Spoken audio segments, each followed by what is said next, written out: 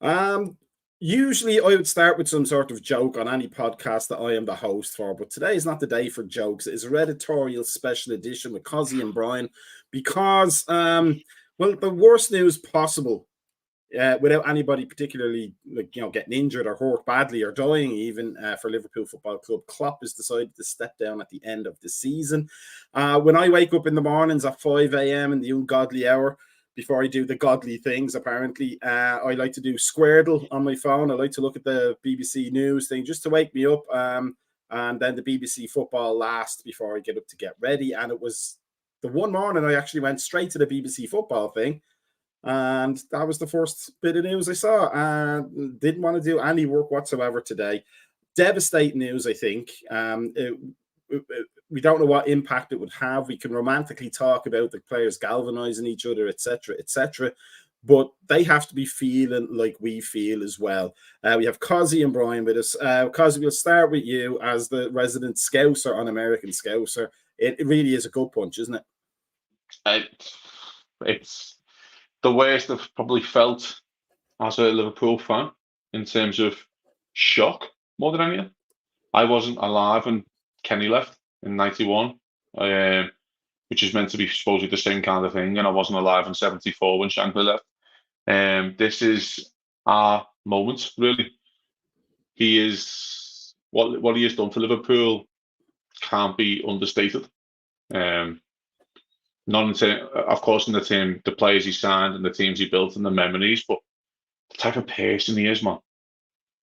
It's easy to be a dickhead in this day and age, but to be a sound person, just like a lovely fella, it's very difficult to find these. You know what I mean? It's hard to get the balance right, and he is everything. He is both. And when I heard the news this morning, I thought it was more of a fake thing. It didn't really hit me really until I watched his live press conference at like 3 p.m. UK time, and it was like, oh, this is actually happening. I only watched his 25-minute, explanation, but I still didn't really process until he's getting answered questions on it, kind of thing. So devastating. Don't really know where we go from here, to be honest, in terms of the managerial sec, but we can get to that another time. But what a man he is. What a fella. Before I go to Brian, I was alive in 1991 when Kenny left. I was 15 years old, and that was the Shankly moment. If anybody's ever a Liverpool fan who has looked into the history of Liverpool, there's a film clip. I think it's Tony Wilson from Manchester who's interviewing kids on the day Bill Shankly has retired from Liverpool, and literally no person that was interviewed believes that Bill Shankly could ever leave Liverpool. We talk, because we're fans, we have to put content out there, and we have to talk about things that are often unpleasant or unrealistic or even a little bit over dramatic about the time when Klopp may leave, or whether last season was the thing that got to him, and maybe that would have been the kicker for him. But we never really thought he would, and this is kind of the same moment. It's just a disbelief, not just that Klopp's gone, but the whole coaching staff, that we now have to start all over again, and we have to familiarize ourselves with somebody new, whether that's an ex-player or whether that's somebody that has had good relations with the club in terms of competition, etc. But Brian, it's a watershed moment for the club, really, isn't it? Oh, it absolutely is. I mean, gutted. I mean, you very rarely do you find the perfect manager that fits the club. I mean, I think that Jurgen Klopp fit this club perfectly. I mean, he was we took to him like a fish in the water. I mean, to him. I mean, it's hard to go there to think of another manager that we could actually go, except for somebody who's going to be one of our own, or somebody who's actually been part of this club before. I just don't know where we go from here. I mean, I think that we have to. I'm glad that we have the time to actually sit there and think about it for a couple months, besides this being done in May, or June, and then okay, all of a sudden everything falls apart. We at least have this whole half a year. I mean, I think it's kind of like when Gerrard announced that he was leaving back. It's kind of that same kind of feeling right there. We're like, okay, a person that you watched play or a person you've watched come there manage and it was an identity for this club. It's hard. I mean, it's really difficult. I mean, I can't say that I remember the Kenny Dalglish era right there because it wasn't as much of a thing in the United States at that point. But to see this happen right there, I've seen gone through the Spice Boys, gone through Jed, gone through Benitez, gone through the whole mix of that. This is just watch a manager walk away. I mean, it's something brand new. It's entirely brand new to me. I mean, I just don't know where I don't know what to do with it.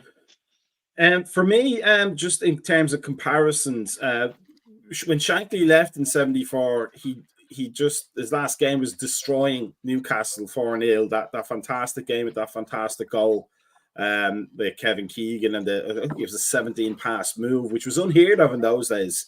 That just ripped Newcastle apart with the great. I liked Malcolm MacDonald. I saw him in a few after dinner speaker things. He was a good character, and he loved Liverpool Football Club, as a lot of players did in those days. But it was a delight to see. So Shankly kind of went out on a high, whereas with Dalglish, you could see the tensions of Hillsborough were getting to him since '89, and I think it was a 4-4 game. And I want to say it was the Zenith Data Systems Cup or something like that. It was against Everton in the Cup. Yeah, Everton in the Cup, 4-4. You could just see him every minute of the second half draining the life from his face in terms of his enthusiasm for the game. So this seems more like the Shankly departure rather than the Dalglish departure to me, in terms of he's leaving us in a very, very good spot, Cozzy. We've got good young players that we have raved about for weeks and weeks and weeks now. I would say we're probably going to lose Salah at the end of the season now with this, but we have the bones of a good attack still there that just needs to elevate to that next level. We're not too far away in terms of the attack. We do have the best attack, as we frequently talked about, in the league. But in terms of the legacy, and I don't mean the trophy legacy, in terms of the legacy Klopp is going to leave, it really is, you couldn't write a better one, really, could you? No, not for me. I think I understand the comparison with the Shankly one. I think the difference is Shankly came into Liverpool when Liverpool were on its knees, of course, and he built us up again. And Klopp came in when Liverpool were on their knees. People forget that Klopp still had Balotelli on the books. That seems like a different lifetime ago. You couldn't, if someone said that to you, actually, oh, by the way, Klopp would have managed Balotelli at one point. I know he never played him, of course, but he was on his books. You would have went, what? It's like a different era, like a bygone era. But that's how long he's been at the club. And he's built us up. And we had, the difference is between managers, you have to hang on to something early doors. So how Klopp got us on board was he went to Chelsea and went 3-1. And then I think he goes to City and wins 4-1. And it's like, okay, so we have something to hold on to. And we have those 2 lost finals. And then he's building something. And then what he's built, mate, is just, in comparison, it's unbelievable. It's a joke, really. I always go back to, I know we can talk about stats and all that kind of stuff, but I think in one time on the clock, in a calendar year, there was 105 points to play for, and Liverpool got 103, which is just absolutely frightening. It's like a game of FIFA on easy, It's like, it doesn't happen. And his legacy is up there with the very, very best. And listen, we still have 4 months to write some more chapters into that legacy. And I think these players know it as well. We want to let this lad go out on the high. So fingers crossed, man. But yeah, I can't really physically get around it. It's like when people are starting to mention other managers now, I'm just like, no. Like, none of them are going to be good enough. That's the one part, that this is what the ownership's got to do now. They have to unite someone where they can kind of get behind them. And supposedly that's where, I don't want to mention other names, but Alonso, for example, will come in because of that little previous he's had with Liverpool. But no one's better than Jurgen Klopp, mate. He's the best in the world. And he's leaving on a high, as you say. And literally, the best in the world leave on the high. That's what they do. So it's going to be heartbreaking when he goes that last day, mate. We're going to bring Gordo in here. Good evening, Gordo. It's a bad dream. That's what you're here to tell us. It's all a bad dream, right? You're going to wake us all up and everything's all tickety-boo. Not me. I took a bunch of NyQuil last night, and I woke up in sort of a haze, and it was the first thing I saw. My wife texted. She works nights, and she texted me when it dropped real time, which is about 4 a.m. Central. And so that was the first thing I saw, and I thought myself, I was like, this has to be a dream, right? This is just the NyQuil wearing off, right? Too early in the morning.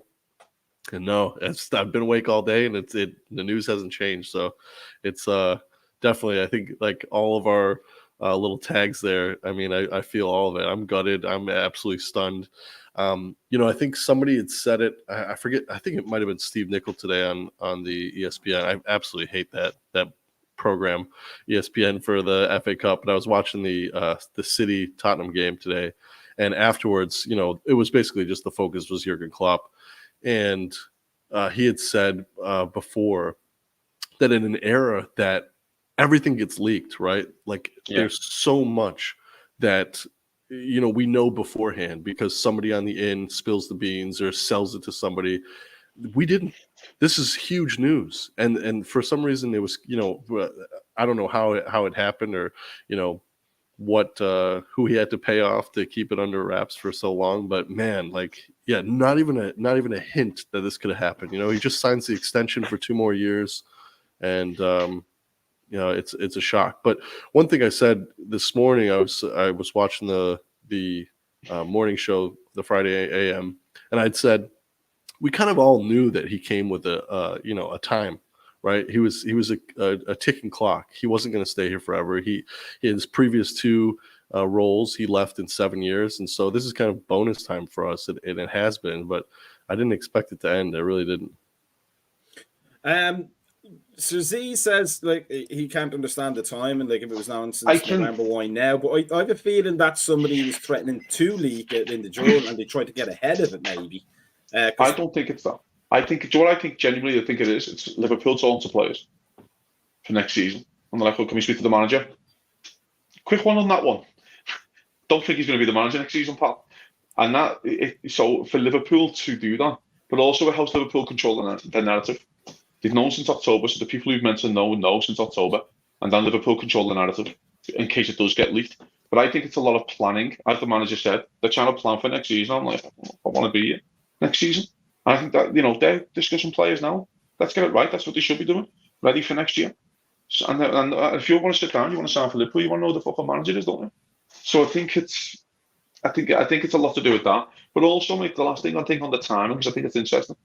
These players now, mate, they can't put in one subpar performance. Because tell you right now, mate, the fans will let you know. Like, we're not going to let you ain't getting away with murder, do you? Do you know what I mean? You have a chance to give us immortality here. And you have 4 months of destiny in your hands. And each one of you, if you can deliver the dream of the 4 to this man on his last day, you are heroes forever. But if we let you go in and throw in a couple of draws when you're not really, we don't think you're trying your hardest, you will fucking know about it. So I think it also galvanizes the players even more to go, you know what, this fella deserves a good send-off, you know what I mean? Brian,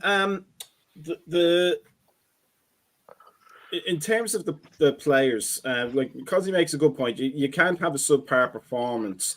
But listening to Ray Houghton, another former great, he was actually around like Steve Nicol when Kenny Dalglish first left, and obviously a great servant to Ireland with that Scottish accent and British passport.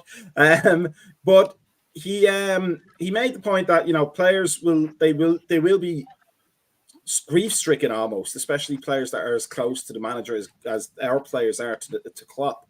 But they will almost be galvanized from the whole experience to make sure he goes out on a high. In terms of we have a game coming up. It's literally like 2 days from now, a day and a half, whatever the hours work out as. We're going to be expecting a big performance, really, aren't we? Oh, absolutely. I mean, every player in this club with the side of Joe Gomez is Klopp's players. I mean, so you figure that they're going to go with a wall for him to make sure that his legacy right there is that actually stays intact. I think these guys are going to go for it. I mean, I think they're going to fight for all 4 of these competitions as hard as they possibly can. Will they go out there and get through it? I hope the hell they do. I mean, but if they do, as long as they go there and give everything they have right there to make sure that, that Klopp's name at the end right there is, hey, win 1, win 2, win all 4. As long as his name comes out the end right there, it says, hey, this is probably going to be one of the greatest 9 years that we've had as a club for decades. I mean, what better can you do? I mean, just be second to Bob Paisley. I mean, with the amount of silverware that you brought in. Gardo, let's say just as a nice jumping off point, Kenny Dalglish 1991, and since there we've had Souness, Evans and Houllier, Benitez, Hodgson for some reason, Dalglish again, which was almost like a palate cleanser in terms of getting Liverpool back from the assholes who were trying to run it into the ground. And then Rodgers, nice project, but didn't work out in the end. And then finally, the fantasticness that is Klopp. So in order for Klopp to come here, we had to get rid of other managers. There was a huge attachment to Gerard Houllier, huge attachment to Graham Souness, but he messed a lot of things up. Huge attachment to Roy Evans because he was such a part of the fabric of the club. Gerard Houllier just gave us back our respect in Europe, gave us back our respect in the league. And I know exactly where I was the moment I saw that on teletext, Cozzy, for a bit of nostalgia there for you. The day I loved Gerard Houllier. Benitez as well. So important, not just in the playing side, but on the administrative side, helping the Liverpool fans to know what was going on in the background. Hodgson, we didn't care about. We wanted him out pretty much by October of that year, if we ever wanted anybody ever wanted him in the first place. And then Dalglish again, it was nice to have him back, but he was behind the times. And then Rodgers, great season. That was like a season for all time in terms of sheer form, but again, not up to the task. Klopp leaving has a different taste in the mouth than all the other managers previously, including the likes of Benitez and Houllier, doesn't it? Yeah, because Houllier was like forced off. It was health reasons. He stepped down. He didn't leave. He wasn't fired, and he left on his own accord. What I see though is, you look at somebody like Sir Alex Ferguson, and I mean the last, what was it, 2012 was the team that he left with, and that team, no other manager could have won the Premier League with that team. It was absolute garbage. And he handed over just the complete shit show to Moyes. And he was never going to survive there. Where you look at the transition between Houllier. Now, Houllier he's not Klopp caliber, right? But he was still a good manager. And he left a project that he had started in the hands of Benitez, who went on to win the Champions League. And, definitely came very close one of the seasons to winning the Premier League. And so I see it more like that. Klopp 2.0, and I think the reason he didn't step away last year was that he didn't feel right leaving the club in the state that it was. He needed, and even if the project, let's say this year wasn't great either, I'd say he'd stay again. And like, all right, I've got wheels on this thing, but let me get the motor running before I just walk out the door, because I don't think he wanted to leave it. I think the project has it's clicked faster than I think anybody would have thought. I mean, if you look at last season and this season, all the players you bring in, and Klopp is a man who he brings a player in, and it takes almost a season for him to feel comfortable getting these guys minutes. I mean, the one that I always think about is Andy Robertson. I mean, I don't think you could keep him off the starting 11 when he's healthy. But when he first came in, it was a struggle for him to get minutes. And I don't think we saw him consistently until April of his first season. And so I just think that it's clicked a little faster. And I think maybe, in November, he's like, I could leave this with somebody and it won't be catastrophic when I walk out the door.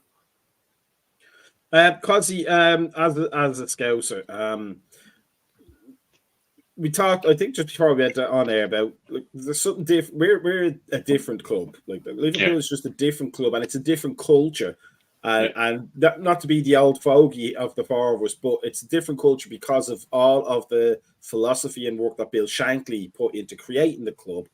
Nobody, I think, loves their managers and gives their players more time than Liverpool fans. So this is probably going to hurt a lot more for Liverpool fans than, say, when Pep leaves City or when Ferguson leaves United. We talked about galvanising the players, but will this now galvanise the Anfield faithful? I don't know, mate, to be honest. Liverpool is a different football club. We base a lot of our things on emotion. We believe emotion is our way in terms of how we deliver things on the field, and we want these. And Shankly built that into the fans, and it's been passed down from generations of like, do you know what I mean? No one's better than you, and going the famous song, of course, when you go through a storm and all that, and it's all that kind of stuff. And when Klopp comes in, okay, Liverpool are a lower hip, like literally, fella, and he's come in and. It's insane what he's done, really. And do you know what the difference is, mate? He's sound as fuck. It's nice to, you know what I mean? Like, for example, with like a Mourinho, he's going to win trophies, but he's a knobhead. So it's like, you get those kind of characters in the game, don't you? But he just looks like a lovely fella. Do you know what I mean? And it's like, and I always like that he's always spoke about getting out of the game eventually. He spoke about this previously. Like, he wants to go back to Mainz and just go to Mainz games and live in the countryside and have a lovely time. He's spoken about that before, and it was Zula last time. We kind of convinced him to sign the extension, and he probably knew himself that he probably didn't want to sign the extension, but he fell into the love and go, I can do this again. Do you know what I mean? And his energy's that. Being a Liverpool fan, your energy does that. We will take it out of you. But as I said when we come on here, you just named all the managers. Liverpool have had 7 managers in 31 years since I've been born. In what other team in the world has had that record? Even United, I think, have caught up with us, and they had the same fella for 27 years or something. Do you know what I mean? I think they're catching up to like 7 or 8 managers now. We are such a unique football club. So us, the managers, everything, because that's what Shankly and Paisley and all that kind of told you, that the manager's the main guy and the players just play for the manager. At other clubs, it's different. If you look at, for example, Chelsea, where for years they just force managers out when the players don't want to play for them anymore. That wouldn't happen. Doesn't happen at Liverpool, because we listen to the manager, we go with the manager, mate. And I don't know. I feel it's genuine. I just feel empty a little bit. I just feel like empty. I just like don't want to accept that this is actually happening, and like this is. I'm imagining this in the back of my head, because I want these charges to come out against City, and I want them to have a like fucking 70-point deduction, and then we just piss the league and go, well, that's one of the leagues that we'll just steal back off you then. Do you know what I mean? And I wanted that for him because he deserved it, because all the near misses that we've had and all the times you've hit the bar. I'll tell you right now, mate, if we would have won those 2 league titles and 2 Champions Leagues, you would have found fucking some energy then. Because I tell you what, mate, they do zap out of you. Because let's get it right. I don't know what you lads feel, and I can be open about this. After Paris, mate, I was just in a daze for like six months. It hit me like anything. And I was like, we're meant to win all 4, and we haven't won one of the big ones. Do you know what I mean? Where Paris would have been a nice palate cleanser from Gerrard's Villa doing what Gerrard's Villa do. So that would have been a nice palate cleanser. I was just in a daze. Imagine how the manager felt. And he's got to walk into it. I've got to say the same shit to these lads to get them up again. And that was last season. But then he's brought them back. He's brought them back again this season. We're on the precipice of winning 4 trophies. Fuck me, I would have took top 4 at the start of the season. I would have took 4th and no trophies. That's how ingenious this man is. It's going to take ages to get over it. Maybe I have 9 league games, I think, our own left. And we're going to have some Europa League games, of course, probably some FA Cup games. And every single one of them, mate, is going to be like a cup final. No one's getting a point at Anfield this season. No. I don't care when City rock up in March, mate. You'll be lucky to keep it down to 4, honestly, because we ain't letting you even get a touch of the ball. Because I tell you right now, mate, it's going to be federal in there for that man. And he deserves every single second of it. Brian, if you are an opposition manager right now, whether you're Pep or Pochettino or Big Ange or Lego Head or whatever, before this morning, you're probably thinking, Liverpool, they're going to have to slip back at some point and we'll catch them then. Or you're thinking, you know what, they're going to be tired. Salah's coming back from injury. That Carabao Cup is ours. You're probably now coursing that entire press conference, thinking now that every single element of Liverpool Football Club, from fans, to players, to coaching staff, to kit man, to the cooks, to the door people, to the stewards in the stands, are now going to put everything into making sure Jurgen Klopp leaves the club on his last days lifting trophies. I'm scared as shit as Darwin Nunez right there. I'm actually going to probably score a fucking goal. This is what, that's the catalyst, right? That's Jurgen Klopp's 4D chess. It's like, I'm going to announce leaving, and that's when Darnell Nunes is going to click off. Yeah. Then we can sell him in the summer. I'll tell you right now, I think that every manager out there is probably scared shitless right now. I mean, to think of what the squad is going to do right now, because you know what?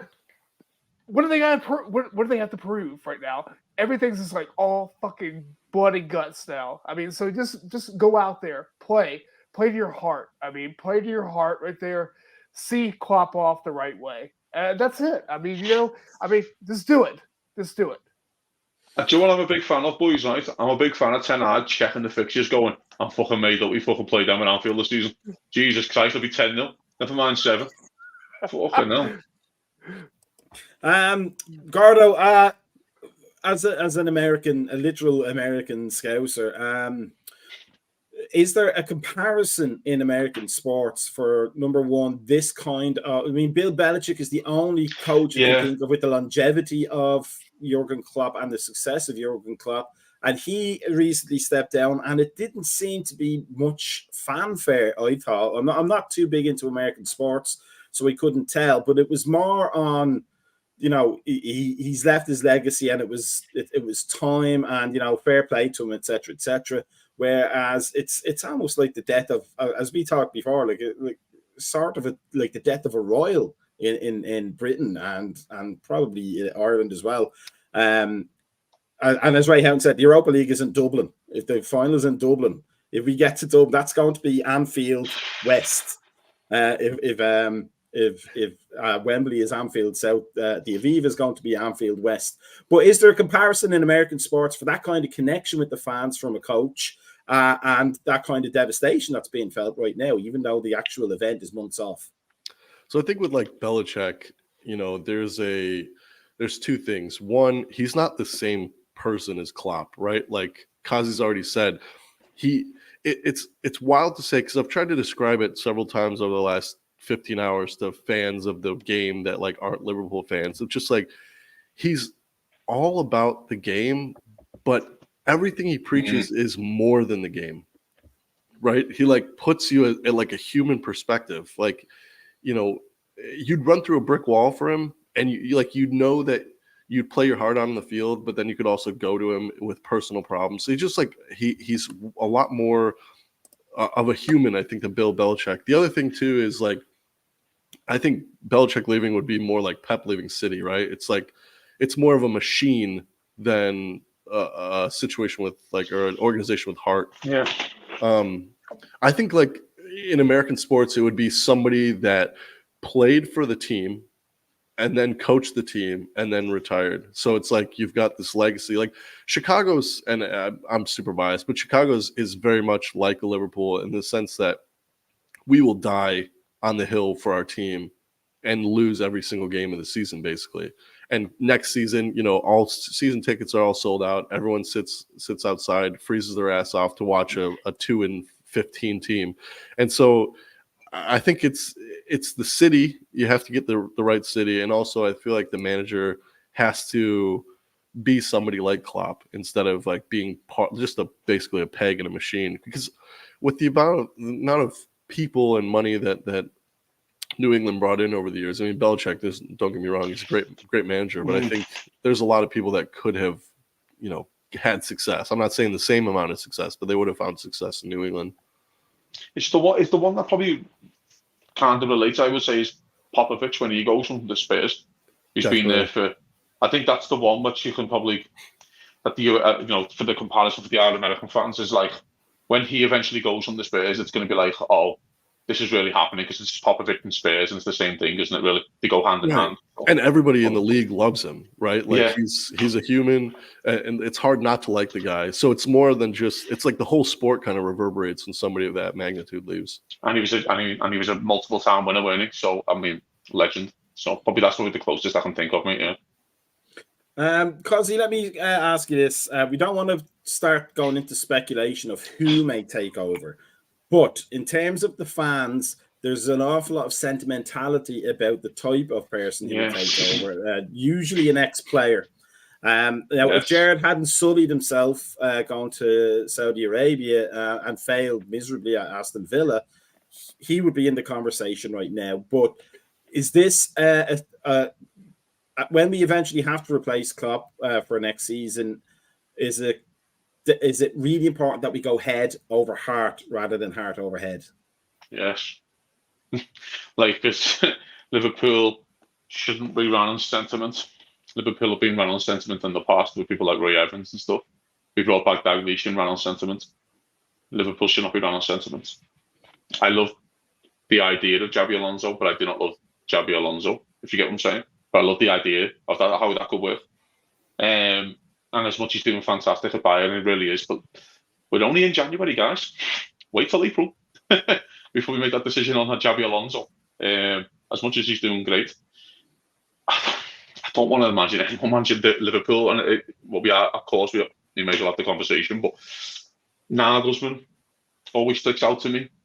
I thought he was a little hard done by Bayern, and I know he's got the Euros of Germany this year, and then he's going to be free again, kind of thing. But the thing is, not all fans are going to agree on the appointment, and that's how it is. And people are going to be unhappy, people are going to be happy. I won't be happy with Alonso, but I know, sentiment will always kick in and go, well, it's Xabi, isn't it?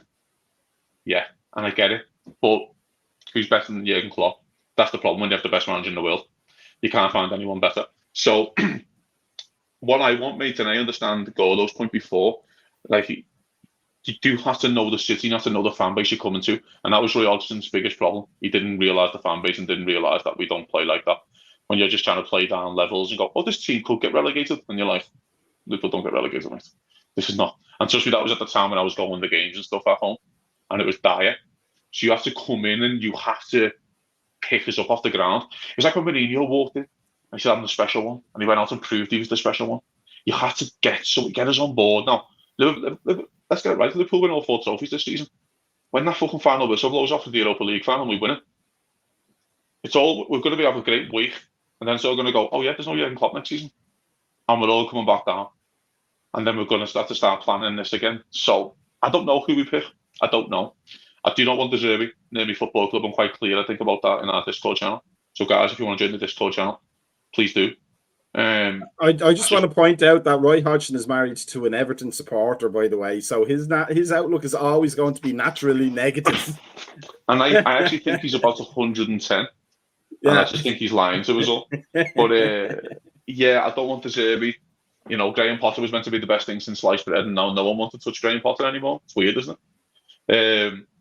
So I just feel like whoever it's going to be is just in for the poison chalice kind of deal.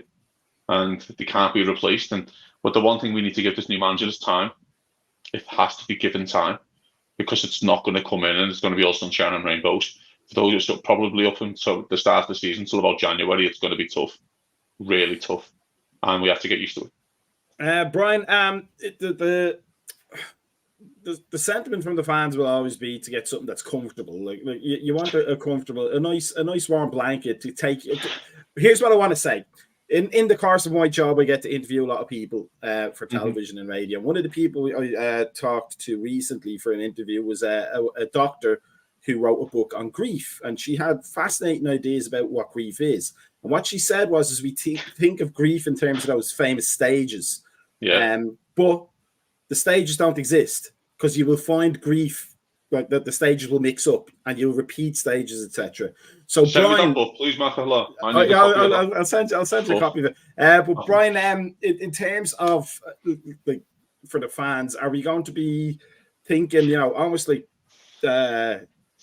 bipolar, almost like on one end, let's get the nice warm blanket of Xabi Alonso, or maybe Gerrard just needs a chance at Liverpool, and then swinging the other side and going, let's get Dominic Tedesco, or the next European Eric Ten Hag, whoever that happens to be right now.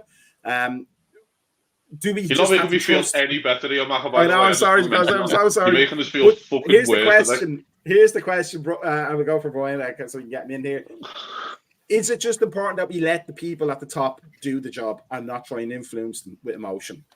Yeah, we have to let FSG figure this out. I mean, we all have our hearts in this right there. I mean, But you have to, like Kazi was saying, you have to have your head in this. I mean, it has to be smart. It has to be a smart move. I mean, you can't. I mean, I agree with what Kazi was saying. Xabi Alonso's not there yet. I mean, he's not ready for this move. Zerbi's not ready for this move. I'm still worried about Nagelsmann also. I mean, just because of what he's done with the Germany job. I mean, and plus, I mean, how fast he was moved out of Bayern. I mean, I think that you have to kind of look at what manager actually has followed Klopp all the way through his moves. I'm going to throw right here a person right there who I think right there who's probably not having the greatest communication with his club. I think that Thomas Tuchel right there would be a possibility to come up there to actually go and steady our ship. I mean, he's done it before behind Klopp. I mean, why not? I mean, I just don't know. I think that they're going to look for a manager profile. I think that they're not going to look for some manager that's up and coming yet, because I think this is a product right there that's pretty close to being finished. I mean, why are you going to go in there, put in a young manager and try to go in there and create and totally go in there and tear apart a product and, to make it something different when it doesn't need, it needs to be tweaking. Yeah, we may lose Mo, but we have pieces to replace Mo. I mean, we may lose like a player here and there, but you only need to have like a person just to go and just to tweak it. And I think that Tuchel's done that behind Klopp. So that's the person who I think right there I'd put my hat in for. But again, it's gotta be those above us right here to think. I mean, we all go there and have our opinions right there, but we don't pay the players fees. We don't pay their wages. I mean, so that's how I think it's. I'm pretty sure I pay their wages what I pay for Peacock, Brian. To be fair, fella, he's right, But to be fair though, and I get the Tuchel argument. I think he does come across as a bit of a prick, which is an issue as well. But he does have a record. But we're never going to be happy though, are we? This is the thing. I can throw some names at you now, and all four of us would not be able to agree on one name. If for example, if I said someone like Thomas Frank, we'd all sit there and go, no. But actually, he's done a really good job at Brentford. I've been telling Frank for ages. Yeah, but do you want him in charge of Liverpool? Oh, no, just in terms of style of play, etc. I think he's a good coach. So do I. Yeah, I like having Tony as well. But I mean, I don't know. We just don't know it. There's a lot of two unknowns right now. Where Klopp had the guarantee because he had 2 league titles under his belt and a Champions League final. So he had that guarantee, and he'd already took down a juggernaut and Bayern. He already took down a juggernaut. So I don't know, man. It's just so open right now. Would you take Zidane? If I offered you Zidane right now? I don't know. He's a fantastic record, but he has had ready-made teams for him to do it with. That's what I'm saying. And he's won 3 Champions Leagues, and we don't even know we can go with him. Yeah. It's insane. Cool. Gordo, just a question for you, and then we'll start wrapping things up for tonight with everybody. But when you are watching the games now for the rest of the season, and we're winning and we're doing well, and maybe we fly through the FA Cup and it's nice and comfortable for us, and the main rivals are getting knocked out, so we have an easy way forward, and we're steaming it in the league, and City are getting deductions or threatened with deductions that's putting them off course. Are you still going to be going, every victory, going, yes, that's fantastic, and then go, it's 1 game less till the end? Yeah. And that's it. It's literally going to be like the bittersweetness of like, yes, we're 1 step closer, but also 1 step closer, right? Like 1 step closer to somewhere, also 1 step closer to leaving Klopp. Like you can't replace him. You won't replace him. It's going to be like a celebration of life, really. Like the people that when they pass away, they don't want a funeral, and you go to somebody's house and you just get absolutely loaded on alcohol and good food, and that's what it's going to be. It's going to be a part. It's literally going to be Carnival. It's I would love to be there. I'm literally I talked to my dad and just like, let's get tickets. There's Tottenham in May. There's Wolves the last game in May. Let's try and squeeze in there. Just be a part of it. It's gonna be insane. Win or lose, they're gonna give this guy the best reception for every minute that he steps out on the field. So just for all 3 of it, the last thing we want to say is it is just soccer in the end. And Klopp will say that because that's the kind of guy he is. He'll just say there's more important things to be worried about in life. This is just a game. But it feels kind of like a breakup almost, doesn't it? Yeah. Yeah. I feel, It I feel like hurts. someone's died. I feel like someone's died. Genuinely, I just feel empty. It's weird. Like, I just don't know how to really comprehend it. It's a bit like when, he has to leave one day. He can't be here forever. And I'm glad he's taking care of himself, because that's the main thing, of course. But it still doesn't help us. And as you just said there, every single game now passing by. Fucking hell, I might want to draw against fucking Norwich just so I can have a replay. But it's mate, it's just shit. It is really just shit. And listen, it's going to take some time to get over it. It'd be nice if we, and I'm quite, to be honest, I quite like the timing as well, because his first manager in the opposite dugout is just one of his best mates, in David Wagner. So it's one of his best friends, and that'd be a nice little touch for him as well, kind of thing. Do you know what I mean? So yeah. What's your favourite Klopp moment, Macca? Say again? What's your favourite moment for Klopp? It was the first. It was, you know what it is, and it's a weird one. It was when he brought the players over at West Brom. That draw. Because that's what Klopp was trying to do. When he said that whole turn us from doubters into believers. Like Brendan Rodgers is a technical coach. He has the manual and he knows it inside out. The UEFA coaching manual, back to front to back. But he doesn't connect. He doesn't connect with the fans. He can come across as incredibly insincere.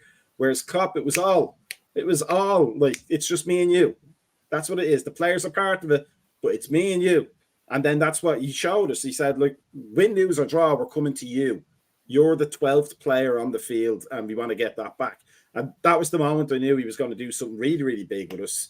Because he, as you say, he got it. You can't walk into Liverpool like Rodgers did and like Hodgson did and think that being a coach is enough. You have to be a cop boy. That's why Houllier, I always felt, got it, because he stood on the cop in his 20s as a teacher when he was a teacher in Liverpool. So he knew. Yeah. Benitez got it. He may not have known, but he knew within the first week. And probably because the Valencia fans are almost the same. So for me, that was the moment. Gordo, Brian, what were your moments before we get the Cozzy's moment? And then we'll finish it up. But before the moment, I'll tell you how big this is. My mom obviously knows that we love soccer, and we've dragged her to so many games in the past, but she doesn't really care. She called me today to ask if I was okay, because my dad must be so gutted. And my dad is almost 70 years old, right? He's a 7-year-old man who's been through some hard times. And he's, obviously beside himself because my mom had to give me a ring and just make sure that I was okay. So I think that goes to show a lot, because I think, that's everybody right now. But I think my favorite time was, it's kind of a tie between two. It's one, because Kazi sort of alluded to it earlier, saying he made us believe, he took us on the ride, and it was Norwich. Then the first Norwich game when Lallana breaks his glasses, where it's just like, you look back at that game now, why the fuck do we celebrate that, right? Like, that's almost embarrassing, right? Like, not like how far we've come.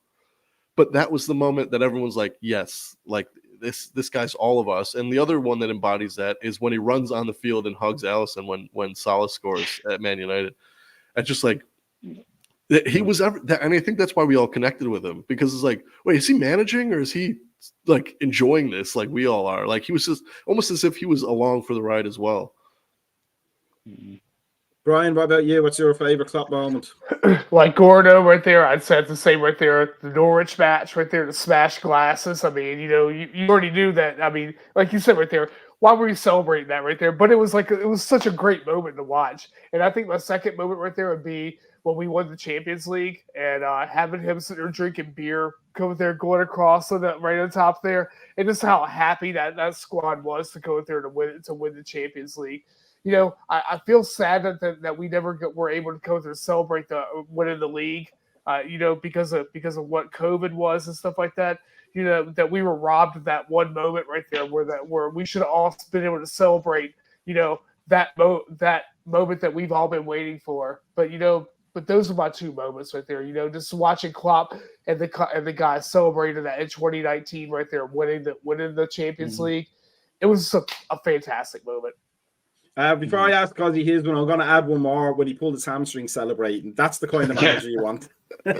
Yeah. Do you know what one, Matt, right? That's always it's weirdly sticks out to me when I mentioned the question to you, was after the 2018 final, we lost to Madrid, and he's just singing with his mates about that song, that Madrid, the fucking luck. And you're just like, you've been up all night with the boys, just getting over it, drinking exactly what we've done. And I went, as much as you like, he took us on a ride that season. I think we finished 4th that season because the last day, and that was Salah's first season. And he scored 44. And of course we were playing well and we were good. And I was like, this fella's just different, man. Like, I was in the dumps, man. But then he's just done what any adult did, was just get drunk and just sing with the mates. And then he goes back and wins it a year later. And, you know, I always look back at that run to the final. People forget. I think we beat like 5 league champions on the way from 5 different countries, like Barcelona, PSG, and stuff like that. They were the champions in their league, and we just battered them. And it's just what a guy, man. Like, you know, and we, you know, of course, the Origi, just what like, he has no right to play him again. To be honest, he has no right to even play him. And he's made a cult hero out of someone with average ability. No disrespect to Div, but he's not that quality. And he's just made, because that's what he did. He took players that were just average and turned them good. He turned good players to great and great to top class. If you look at the players like Ronaldo and Mane, what they did for us, and then they move on and they can't get games with the clubs because this man just got them riled up and pulled every ounce out of them. It's just, yeah, mate. But when I mentioned that line, I was just like, that came to me head when he's just standing there with his mates up all night on the ale, singing that song about Madrid having all the fucking buff. Unbelievable. I just say one more right there was when he walked into JD Webster and in the pub right there and singing LA, LA, LA. I mean, you know, I mean, just one of us. I mean, and I think that will always come down to say that Jurgen Klopp will be one of us.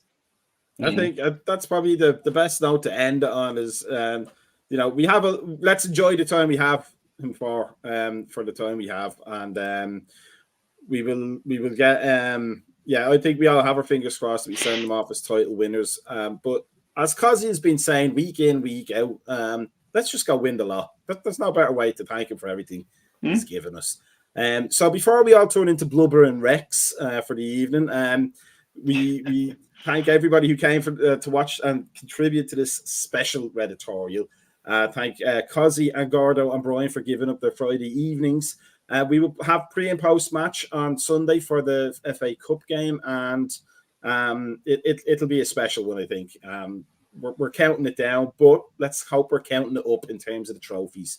A little bit of sadness because it's not going to hit us until May, June. It's not going to hit us, no matter what we're like now.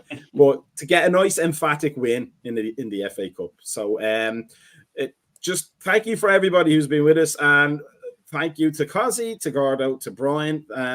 Thank you, and thank you to Jurgen Klopp, the man. And we will be saying thank you every single week, I think, until it's time to, you know, pretend we're chopping onions for about 5 hours. That's what I'm going to be doing.